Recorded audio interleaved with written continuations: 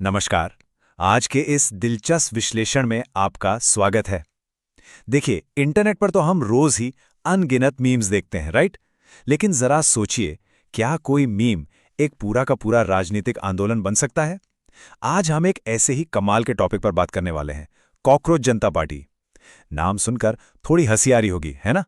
लेकिन यकीन मानिए, इस बेतुके से नाम के पीछे की जो कहानी है, वो आपको सोचने पर मजबूर कर देगी।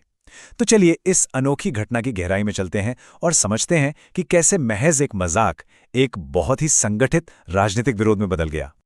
अब इस पूरी कहानी की शुरुआत कहां से हुई, ये जानना बहुत जरूरी है। बात है 15 मई 2026 की।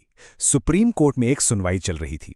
उसी दौरान भारत के मुख्य न्यायाधीश सूर्यकांत ने एक टिप्पणी की, जहां कुछ बेरोजगार युवाओं की तुलना सीधे कॉकरोच और समाज के परजीवी यानी पैरासाइट से कर दी गई। अब देखिए, हम यहां किसी भी राजनीतिक पक्ष या विचारधारा का समर्थन नहीं कर रहे हैं, बल्कि इस घटना को बस एक ट्रिगर पॉइंट की तरह देख रहे हैं। जाहिर है, इस बयान के तुरंत बाद इंटरनेट पर तो जैसे आग लग गई और यहीं से युवाओं ने अपना गुस्सा जाहिर करने के लिए एक बिल्कुल ही आउट ऑफ द बॉक्स रास्ता चुना। आपको पता है, आज के इंटरनेट युग की सबसे खास बात क्या है? कोई भी चीज कितनी तेजी से वायरल होती है। इस टाइमलाइन को ही देख लीजिए। 15 मई को सुप्रीम कोर्ट में वो टिप्पणी होती है और अगले ही दिन, जी हां, ठीक अगले दिन 16 मई को आम आदमी पार्टी के पूर्व social media campaigner Abhijeet Dipke cockroach Janata Party यानी सीजेपी के गठन का ऐलान कर देते हैं और 18 मई आते आते तो ये नेशनल न्यूज बन जाती है। मतलब सिर्फ 3 दिन में। ये दिखाता है कि आज के डिजिटल दौर में किसी भी मुद्दे को जमीन से उठकर राष्ट्रीय बहस का हिस्सा बनने में हफ्तों नहीं, बस कुछ घंटों का वक्त लगता है। भाग 1, बिल्डिंग द कॉकरोच पार्टी। अब जरा इस पार्टी के संस्थापकों, खासकर अभिजीत दीपके की रणनीति देखिए। उन्होंने कोई बचाव नहीं किया, कोई धरना प्रदर्शन नहीं किया, बल्कि इस पूरे बेतुकेपन को अपना लिया है। किसी आम राजनीतिक पार्टी से जुड़ने के लिए क्या चाहिए होता है, लेकिन सीजेपी की शर्तें सुनेंगे तो आप हैरान रह जाएंगे। मेंबर बनने के लिए आपका बेरोजगार होना जरूरी है, स्वभाव से एकदम आलसी होना चाहिए, रोजाना घंटों ऑनलाइन बिताना आना चाहिए और सबसे मजेदार बात, प्रोफेशनल तरीके से शिकायत करने का टैलेंट होना चाहिए। एकदम क्रेजी है ना? लेकिन लुकिए, इस हादसे के पीछे एक बहुत गहरी बात छिपी है। इस पूरी लिस्ट में कहीं भी धर्म, जाति या जेंडर का कोई जिक्र नहीं है। मतलब ये पार्टी हंसी मजाक के बहाने समाज के उन पुराने बंटवारों को पूरी तरह से इग्नोर कर रही है जो अक्सर राजनीति में हावी रहते हैं। तो चलिए अब इस मजाकिया आवरण को थोड़ा सा हटाते हैं। एक तरफ हमें दिखता है इसका व्यंग्यात्मक मुखौटा, जो कहता है कि ये आलसियों और बेरोजगारों की आवाज है। लेकिन वहीं दूसरी तरफ जब आप इसके बेस को देखेंगे तो वो बहुत ही सीरियस है। दरअसल ये पूरा मूवमेंट एंटी एस्टैब्लिशमेंट, सेक्युलरिज्म और सोशलिज्म जैसी बहुत ही मजबूत विचारधाराओं पर खड़ा है। ये महज इंटरनेट पर टाइम पास करने वालों का ग्रुप नहीं है। इस फनी मीम के ठीक नीचे एक बेहद ही सुव्यवस्थित और गंभीर राजनीतिक सोच काम कर रही है। ये बिल्कुल एक वैचारिक ढाल की तरह है, जहां हास्य का इस्तेमाल एक बहुत बड़े प्रोटेस्ट के लिए किया जा रहा है। भाग 2, राजनीतिक विरोध के रूप में हास्य। अब सोचने वाली बात यह है कि क्या यह सिर्फ एक जोक है? बिल्कुल नहीं। आधुनिक लोकतांत्रिक व्यवस्था में अपनी असहमति जताने का यह एक बहुत ही स्मार्ट तरीका है।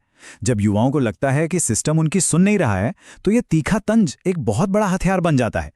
मीडिया और एक्सपर्ट्स इसे एक हाइपर आयरॉनिक मूवमेंट कह रहे हैं।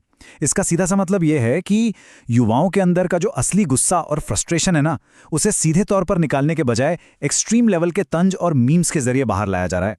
ये सटायर यहां 2 काम कर रहा है।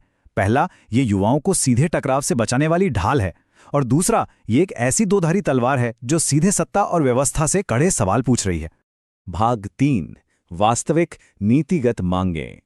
चलिए अब उन चीजों पर बात करते हैं जो वाकई मायने रखती हैं। सीजेपी का नारा है युवाओं की, युवाओं द्वारा और युवाओं के लिए। लेकिन जरा इनकी पॉलिसियों पर नजर डालिए। महिलाओं के लिए 50% आरक्षण, मीडिया की पूरी आजादी, चुनाव की प्रक्रिया में ट्रांसपेरेंसी, दल बदल करने वाले नेताओं पर सख्त बैन और आरटीआई के तहत सरकारी जवाबदेही। क्या ये मांगे आपको किसी मीम पार्टी की लगती हैं? बिल्कुल नहीं। ये बहुत ही सॉलिड और गंभीर डिमांड्स हैं। इससे ये साफ हो जाता है कि इस मूवमेंट का असली मकसद सरकारी जवाबदेही तय करना और युवाओं के हकों की रक्षा करना है। वो जो कॉकरोच वाला मजाकिया चोला है ना, वो तो बस लोगों का ध्यान इन गंभीर मुद्दों तक खींचने का एक जबरदस्त तरीका है। और पता है सबसे दिलचस्प बात क्या है? इस अनोखी स्ट्रैटेजी का असर जमीन पर भी दिखने लगा है। ये मूवमेंट अब सिर्फ सोशल मीडिया या मीम्स तक सीमित नहीं है। महुआ मोइत्रा और कीर्ति आजाद जैसे तृणमूल कांग्रेस के बड़े और स्थापित नेताओं ने भी इस मूवमेंट में अपनी दिलचस्पी दिखाई है।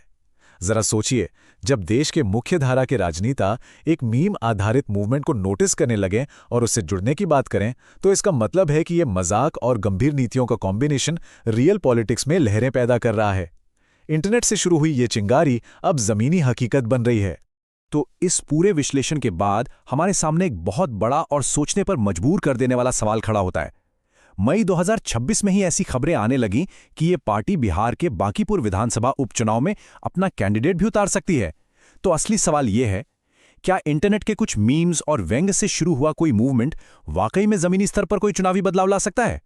क्या ये सिर्फ डिजिटल दुनिया का एक प्रोटेस्ट बनकर रह जाएगा, या फिर भारतीय राजनीति में असहमति का एक नया और असरदार चैप्टर लिखेगा? जवाब जो भी हो, लेकिन एक बात तो तय है, इस कॉकरोच जनता पार्टी ने यह जरूर साबित कर दिया है कि आज के युवाओं की आवाज को पुराने तरीकों से दबाना या इग्नोर करना अब बिल्कुल भी आसान